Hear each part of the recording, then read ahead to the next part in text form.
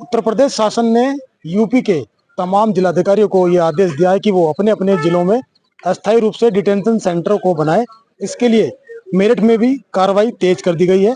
जिलाधिकारी मेरठ ने आज बताया कि उन्होंने नगर निगम से ऐसी जगहों को चिन्हित करने के लिए कहा है जहां पर अस्थायी डिटेंशन सेंटर बनाया जा सके।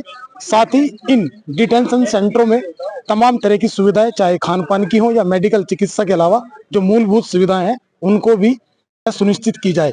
आपको बता दें कि यह जिम्मेदारी नगर निगम को सौंप दी है। अब नगर निगम इस काम में तेजी लाते हुए ऐसी जगहों को चिन्हित कर रहा है जहां पर अस्थायी तौर पर डिटेंशन सेंटरों को इस्तेमाल किया जा सके। इस तरह की जगहों को लगातार यहां पर चिन्हित किया जा रहा है। इससे पहले मेरठ में लोहीनगर थाना क्षेत्र में पुलिस ने एक बड़ा ऑपरेशन चलाया जिसका नाम ऑपरेशन सत्यापन है। इस अभियान के तहत मेरठ पुलिस ने बड़े स्तर पर अवैध रूप से मेरठ में रह रहे लोगों के दस्तावेजों को खंगाला है, साथ ही उनको वेरिफिकेशन के लिए भी भेज दिया है। ये सभी लोग असम के रहने वाले बताए जा रहे हैं। इन सभी से जरूरी कागजात भी मांगे गए हैं। हालांकि कितने ऐसे लोग हैं जो संदिग्ध मिले हैं, इसकी अभी कोई आधिकारिक पुष्टि नहीं हुई है। इसमें पुलिस द्वारा निरंतर ये अभियान चलाया जा रहा है जिसमें कि अनाधिकृत रूप से निवास करने वालों की शिनाख्त करने के लिए जो ऐसे क्षेत्र हैं जहां पर कि कच्चे मकान हैं या अवैध कॉलोनियां हैं, अनाधिकृत मकान बना रखे हैं लोगों ने, वहां पर जाकर पुलिस चेकिंग कर रही है।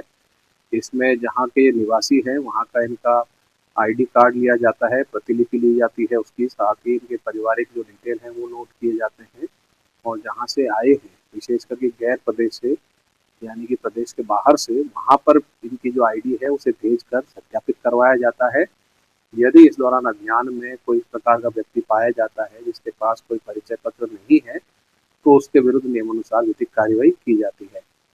प्रयास यह है कि जो भी व्यक्ति अनाधिकृत रूप से निवास कर रहा है या आपराधिक या असामाजिक गतिविधियों में लिप्त हो सकता है उसकी हम जांच करें, उसकी शिनाख्त करें और उसके विरुद्ध जो भी विधिक कार्रवाई संभव है नियमानुसार उसे किया जाए।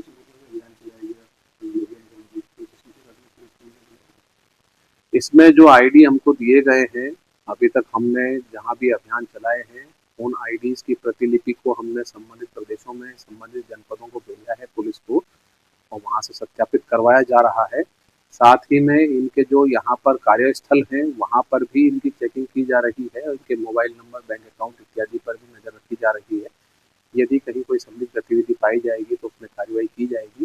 फिलहाल अभी इस प्रकार का कोई प्रकरण सामने नहीं आया है, परंतु इसे क्रॉस चेक करवाया जा रहा है और वेरिफिकेशन के दौरान अगर कुछ गड़बड़ पाई जाती है तो विधिक कार्रवाई इसमें की जाएगी। सरकार द्वारा आदेश आ गया डिटेंशन सेंटर को देखिए, क्या प्रतिक्रिया करिए उसमें क्या? देखो, डिटेंशन सेंटर जो अस्थायी तौर पर बनाने के लिए हम लोगों ने नगर निगम को कहा है कि वो चिन्हित करें जो अस्थायी रूप से बन सके। उसके लिए जो कंस्ट्रक्टेड बिल्डिंग है या कोई गवर्नमेंट बिल्डिंग है उसके सामने हम लोग कार्रवाई कर रहे हैं और जब भी ऐसे लोग आएंगे उनको अस्थायी तौर पर रखने के लिए उनके लिए समुचित व्यवस्था, उनके खान पान, चिकित्सा और बाकी सारी व्यवस्था हम सुनिश्चित कराएं। सर, ऐसा सर्वे चल रहा है इसमें कितने लोग पाए गए हैं जो संदिग्ध हैं? नहीं, इसमें संदिग्ध की बात नहीं है। इसमें एएसडी वोटर होता है जिसमें कि एब्सेंट है और डेड और डुप्लीकेट वोटर होता है। वो क्योंकि जो वोटर्स हैं वो 2025 में भी वोटर थे और यदि आज के डेट में वो या तो उनकी मृत्यु हो गई या डुप्लीकेट है, दूसरे विधानसभा क्षेत्र में है या उसी विधानसभा में 2 जगह पे है या शिफ्ट कर गए कहीं या एब्सेंट है, उनका हेड ऑफ पता नहीं चल रहा, तो ऐसे वोटर को यारो हर एक विधानसभा में अपने बीएलओ के माध्यम से चिन्हित कराया है और उसके अनुसार जो है उन वोटर को वोटर लिस्ट से हटाने के समय में समुचित कार्रवाई की जाएगी। सर, सर्वे में कितनी वोटर संदिग्ध निकली हुई? संदिग्ध वोट का सवाल नहीं है, वो एएसडी वोटर होता है। मैंने स्पष्ट किया कि वो तो एएसडी वोटर को चिन्हित बीएलओ के द्वारा किया जाता है, फिर उसकी जांच होती है और जांच होने के बाद जो बीएलओ ने जो कार्रवाई की है यदि वो सही है तो ईआरओ के द्वारा नियमानुसार वोटर लिस्ट से हटाने की कार्रवाई सुनिश्चित की जाएगी। बाकी जो जमीन वोटर हैं, जो पात्र वोटर हैं और जो अपात्र हैं, दोनों की गहनता से जांच की जा रही है और यदि कोई वोटर पात्र है तो उसको कोई कदापि नहीं हटाया जाएगा और जो अपात्र हैं उनको, जैसा कि माननीय आयोग और का निर्देश है कि कोई भी पात्र नहीं छूटना चाहिए और अपात्र रहना नहीं चाहिए, उसी सिद्धांत के तहत हम लोग बीएलओ के माध्यम से सुपरवाइजर और ईआरओ और बाकी ईआरओ के माध्यम से कार्रवाई सुनिश्चित कर रहे हैं। जनपद मेरठ में 99% अधिक का रजिस्ट्रेशन का पूर्ण हो चुका है और आज बीएलओ और बीएलए की मीटिंग भी, और कल भी बीएलओ की मीटिंग जो है सभी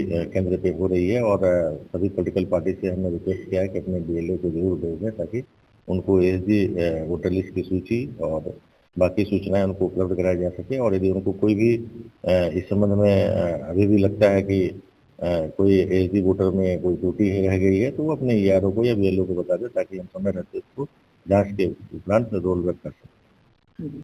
आपके मोबाइल पर तुरंत आएगी ब्रेकिंग न्यूज, स्क्रीन पर सबसे पहले दिखेगी बड़ी खबर, देश दुनिया की हर खबर एक जगह। अब आपके मोबाइल पर तुरंत फटाफट इंस्टॉल कीजिए न्यूज़ नेशन ऐप और रखिए खुद को अपडेट।